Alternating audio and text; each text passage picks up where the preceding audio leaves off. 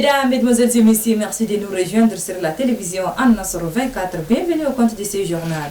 Le président de transition, le général Mohamed Idriss Déby Itno, a regagné N'Djamena ce 30 novembre 2022 après avoir participé aux travaux du 16e sommet des chefs d'État et du gouvernement de la commission du bassin du lac Tchad à Abuja au Nigeria. À Abuja, le président de transition, le général Mohamed Idriss Déby Itno, a participé ce 28 novembre 2022 aux travaux du 16e sommet des chefs d'État et du gouvernement de la commission du bassin du lac Tchad à Abuja au Nigeria, la capitale fédérale du Nigeria. Retrouvons une fois de plus nos confrères de la télévision nationale. Le bassin du lac Tchad, zone dont la fragilité est aggravée par l'effet combiné de l'impact du changement climatique et des activités anthropiques non durables, est au centre de toutes les préoccupations. Ses capacités se réduisent et avec elles, ses ressources s'amenuisent progressivement et peinent à soutenir durablement les plus de 40 millions de personnes qui en tirent leur subsistance. Ces activités ont réduit la capacité de ces lacs vitaux, augmentant ainsi la pauvreté et l'insécurité générale dans la région.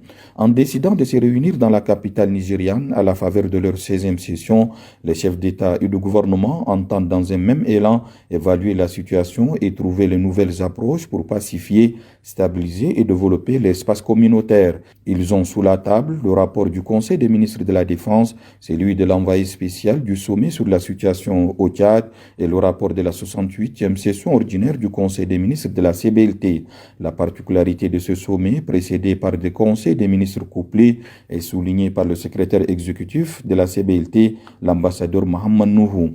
Dans son discours inaugural, le président de la République fédérale du Nigeria, Muhammadu Buhari, s'est étalé sur l'assèchement du lac Tchad et ses conséquences, non sans évoquer le projet phare de transfert des eaux interbassins pour lequel l'étude de faisabilité est déjà réalisée. C'est une étape décisive qui est franchie selon lui, saluant au passage les interventions en matière de développement comme le projet Présibalt et la stratégie régionale de stabilisation et de relèvement des zones affectées par Boko Haram. La menace est réelle et nécessite une synergie d'action entre les forces de défense et de sécurité des différents États, ajoute-t-il. Les opérations offensives de la force multinationale mixte décidées lors du dernier sommet sont à renforcer pour porter un coup fatal à la nébuleuse Boko Haram, avis partagé par le président du Conseil militaire de transition, président de la République, chef de l'État, général Mohamed Idriss Déby Itno, qui laisse entendre que le combat est loin d'être gagné et la lutte doit continuer en s'adaptant aux contingences de l'heure et aux stratégies des terroristes qui changent de mode opératoire. Lui, dont le pays a été victime il y a quelques jours seulement d'une nouvelle attaque terroriste, appelle à un engagement fort des États pour mieux lutter contre l'insécurité et trouver des solutions durables contre les inondations qui ont impacté négativement les populations. Les défis environnementaux et sécuritaires n'ont pas empêché le Tchad de poursuivre son processus de transition qui est entré dans sa seconde phase et dont les différentes étapes clés et les défis irrélatifs ont été partagés par le président de transition. La porte du dialogue reste ouverte, le même esprit de consensus, de dialogue et de transparence sera maintenu, tels sont entre autres gages donnés par le chef de l'État à ses pairs afin que la conduite de la deuxième phase de la transition puisse connaître un dénouement heureux, celui du retour à l'ordre constitutionnel dont les passages obligés seront l'organisation d'un référendum constitutionnel sur la forme de l'État et l'adoption d'une nouvelle constitution ouvrant la voie à l'organisation des élections libres, transparentes et démocratiques au Tchad. Au cours de ce 16e sommet des chefs d'État et du gouvernement de la commission du bassin du lac Tchad CVLT, le président de transition, le général Mohamed Idriss Déby Itno, est désigné ce 29 novembre 2022 par ses pairs pour conduire la destinée de l'organisation. Suivez le reportage de nos confrères de la télévision nationale. Le clou de cette 16e session ordinaire du sommet des chefs d'État et du gouvernement de la commission du bassin du lac Tchad, CBLT, le président de transition, président de la République, chef de l'État, général Mohamed Idriss Déby Itno, est désigné par ses pairs pour conduire les destinées de l'organisation, une tâche immense qu'il accepte avec humilité et responsabilité. Le Tchad est et sera toujours honoré de servir avec fidélité et ardeur cette grande organisation communautaire qu'il a vu naître dans sa capitale N'Djamena, naguère pour l'année. Qu'il s'agisse de la gestion efficiente et équitable de nos ressources en eau partagées, de la préservation de nos écosystèmes, de la valorisation de notre intégration régionale, de la promotion de la paix, de la stabilité et du développement intégré et durable de notre sous-région, le Tchad ne résignera sur aucun moyen à sa portée. Déroulant les grandes lignes de son mandat qui commence ce jour, le désormais président en exercice de la CBLT estime que face aux défis anciens et nouveaux, combinés et croissants, l'organisation n'a aucun autre choix que de les affronter avec foi et détermination. Tout en veillant à la mise en œuvre de pertinentes résolutions et recommandations issues de nos présentes assises, la présidence tchadienne travaillera dans le sens du renforcement de notre synergie d'action et de la mutualisation de nos efforts contre le terrorisme qui sévit dans notre espace, car la paix et la stabilité sont des préalables indispensables à tout projet de développement intégré et durable.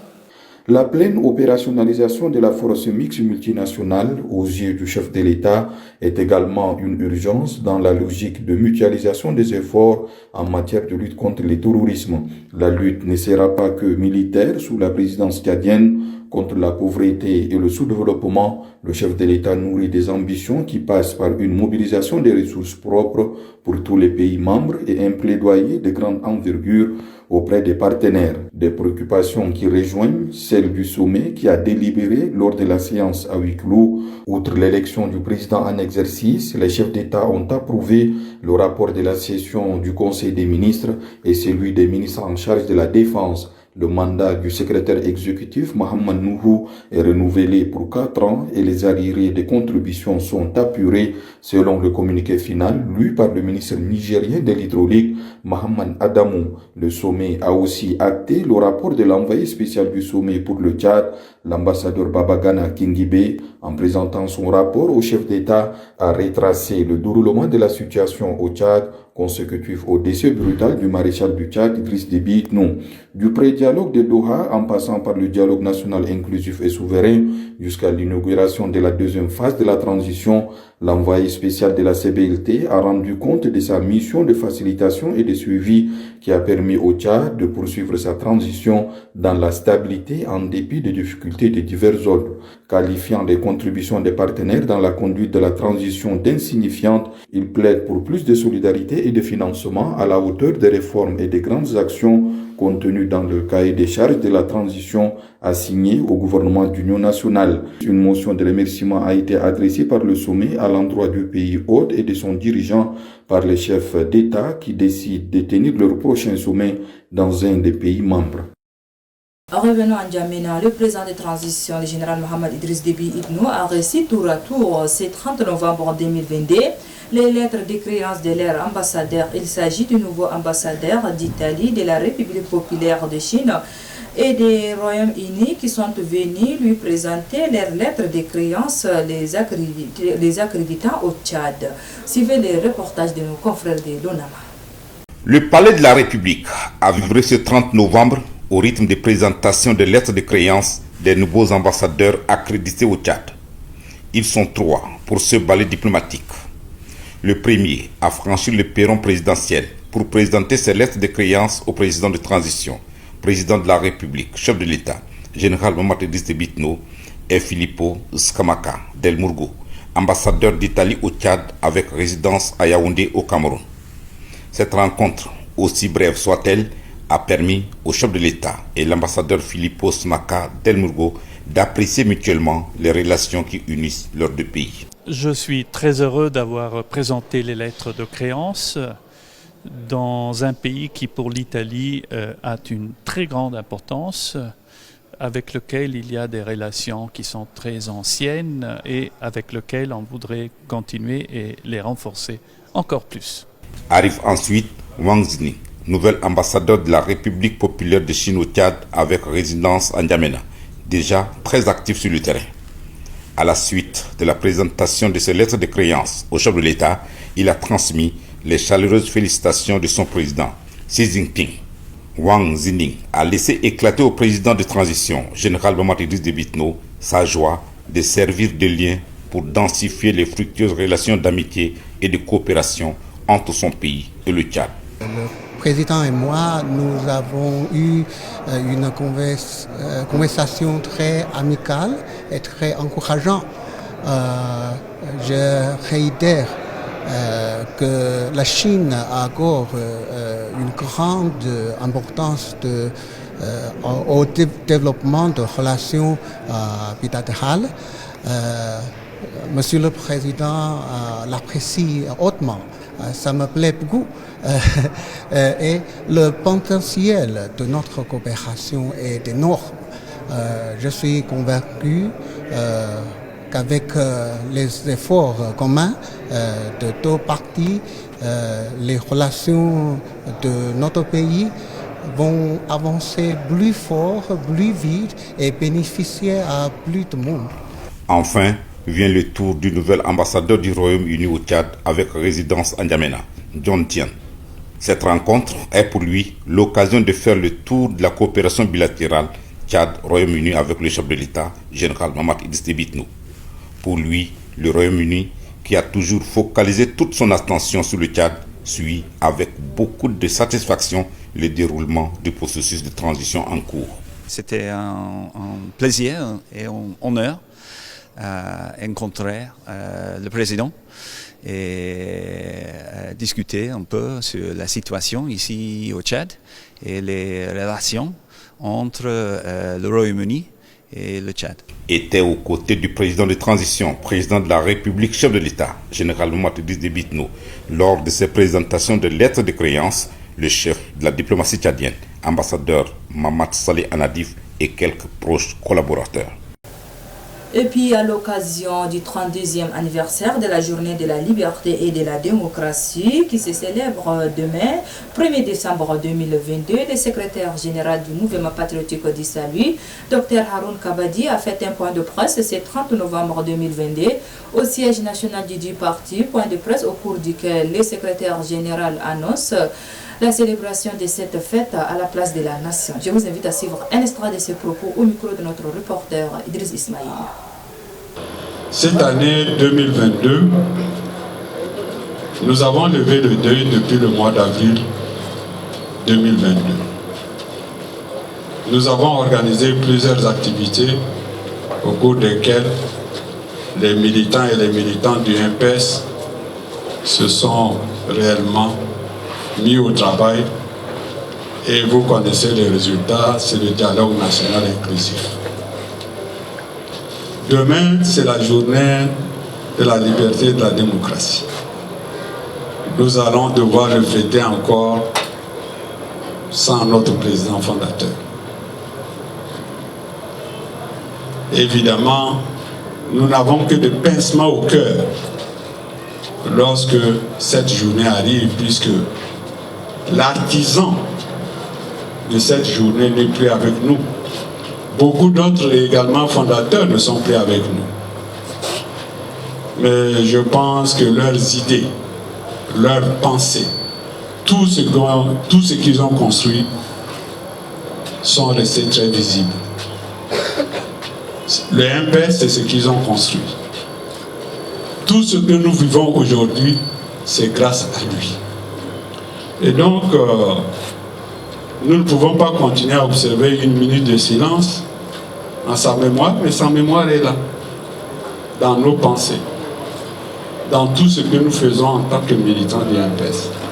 Et puis, cérémonie de lancement de la formation des 50 demandeurs d'emploi, fumeurs en technique de tricotage mécanique, c'est 30 novembre 2022 au bureau annexe de Chagoua, dans la commune du 7e arrondissement, et c'est le directeur général de l'Office national pour la promotion de l'emploi, ONAPE, Sadik Brahim Diko, qui a lancé la cérémonie en présence du représentant du maire de la commune du 7e arrondissement et autres invités venus pour la circonstance. On fait le point avec Mohamed Toukour. C'est avec le sketch théâtral présenté par la compagnie théâtrale Hadr Dunia que la cérémonie de lancement officiel de la formation des 50 demandeurs d'emploi d'éphémères en technique de tricolage mécanique a commencé. Cette cérémonie est organisée par l'Office national pour la promotion de l'emploi ONAPE. Dans le bureau annexe de Chagua dans la commune du 7e arrondissement, en présence des responsables de la dite institution et les représentants de la maire de la commune du 7e arrondissement ainsi que les invités venus pour la circonstance. Dans son mot de circonstance, le représentant du maire de la commune du 7e arrondissement a salué l'initiative avant de réitérer son engagement et la disponibilité de la commune du 7e arrondissement d'accompagner l'ONAPE dans cette initiative. Vous vous souviendrez qu'à un passé très récent, ici dans ce beau cadre, nous avons pris la parole, nous avons pris part à la cérémonie de formation des demandeurs d'emploi en technique de fabrication et d'utilisation des fours solaires organisée par le bureau de Walia. Et à l'occasion, nous avons dit que la mairie du 7e arrondissement était disposée à accompagner l'ONAPE dans des initiatives visant à lutter contre le chômage des jeunes et surtout celui en relation avec les filles. C'est encore l'occasion pour moi de réitérer cette ferme volonté à être disposé à accompagner cette institution dans la recherche des voies et moyens pouvant nous aider ou pouvant nous permettre de lutter contre le chômage des jeunes et aussi de la gente féminine. Lançant officiellement la cérémonie, le directeur général de l'Office national pour la promotion de l'emploi, Sadik Brahim Diko, a salué la présence de tous avant d'exhorter les bénéfices d'être assidus durant la période de formation. Mes chères petites sœurs, 4 mois peuvent paraître insuffisants pour ce type de formation, mais pour ma part, j'espère que vous saurez mettre à profit tout votre savoir pour assimiler tout ce que vous donneront vos formatrices. C'est ici l'occasion de vous rappeler que discipline, assiduité et courage doivent être le maître mot qui devrait vous animer durant toute cette formation. Nous voulons croire qu'au sortir de cette formation, vous tous seriez suffisamment outillés pour prendre en main votre destinée en essayant de mettre à profit tous ces enseignements et les techniques qui vous seront transmis, car il en va de l'intérêt de tous. Rappelons que ces 50 apprenantes seront formées sur une période de 4 mois en technique de tricolage mécanique pour pouvoir s'en prendre en charge dans leur vie quotidienne. Et puis pour finir, les centres culturels pour la recherche et les études africaines et arabes a organisé ce 28 novembre 2022 au ministère des Affaires étrangères une conférence débat sous le thème « La discrimination professionnelle au Tchad, les cas des artisans au regard des lois de la République et de la vision des religions monothéistes ». Conférence animée par un panel composé de 5 personnalités. Faisons le point. C'est autour du thème « La discrimination professionnelle au Tchad, les cas des artisans au regard des lois de la République et de la vision des religions monothéistes » que les panélistes Hagar Mohamed Ahmed, juriste, docteur en droit et en théologie comparé, Maître Kemneloum Diraïbe Delphine, avocate à la Cour, Ahmed Bodou Mohamed, fils d'artisan, homme politique, et ancien ministre et professeur Ahmed Mohamed Hassan, juriste, ancien chercheur et ancien ministre de la Justice et des Droits humains, se sont entretenus avec le public présent dans la salle ce 28 novembre 2022. Dans leurs différentes interventions, les panélistes se sont relayés tour à tour pour parler de la stigmatisation du mot haddad qui n'est rien d'autre que la forge ou le métier du forgeron. Et ils ont ensuite souligné qu'aucune religion ne prône un être humain supérieur à un autre. Les haddad sont longtemps considérés comme des êtres différents des autres, même sont privés de certaines cultures comme le fait de se marier à d'autres ethnies pose problème dans le temps passé. Touchant l'aspect juridique et les lois de la République, Maître Kemneloum Diraïbe Delphine et professeur Ahmed Mohamed Hassan ont souligné que les êtres humains sont nés sur 3 principes, à savoir le respect, le droit et la dignité humaine. À cela, il doit être respecté dans ses droits. Professeur Ahmed Mohamed Hassan d'ajouter que le problème des haddad est beaucoup plus utilisé par les musulmans. Il a ensuite relevé qu'avant l'arrivée des colons en Afrique en général et au Tchad en particulier, les forgerons étaient respectés. Rappelons que des motions de remerciement, de recommandations ont été adressées notamment au président de la transition, aux membres du gouvernement ainsi qu'à l'endroit du Centre culturel de recherche arabe et africaine. Et puis sur ce, c'est la fin de cette édition. Merci de l'avoir suivi. Au revoir et à demain. Bonne suite de programme sur la télévision en Nasr 24.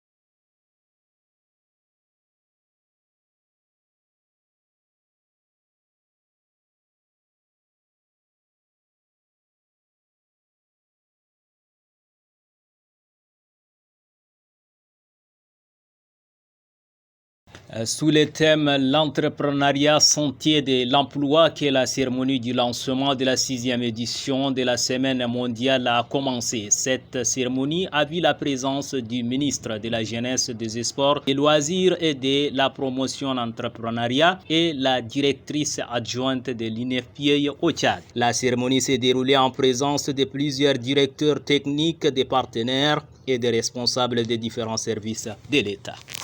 La directrice adjointe de l'INFPI au Tchad, Madame Elise Katara, la Semaine mondiale de l'entrepreneuriat est célébrée cette année par 10 millions de personnes sur 200 pays et demande à la jeunesse tchadienne d'être une jeunesse résiliente, dynamique et entreprenante.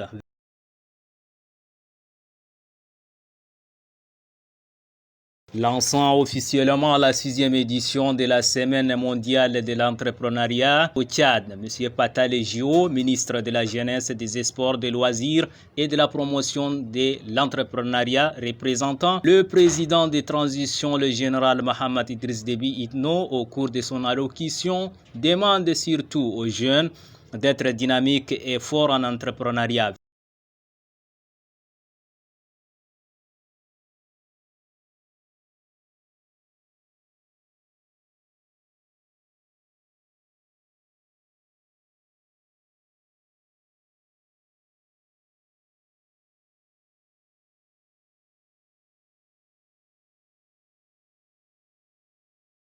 Quant à la coordinatrice générale Makka Mohamed du réseau des jeunes pour le développement et de leadership au Tchad, dit que cette édition est très importante et les jeunes doivent être attentifs pour bénéficier de la bonne formation en entrepreneuriat. Notons que les 100 jeunes entrepreneurs seront déployés sur 23 régions du pays selon la directrice adjointe de l'INFPI au Tchad.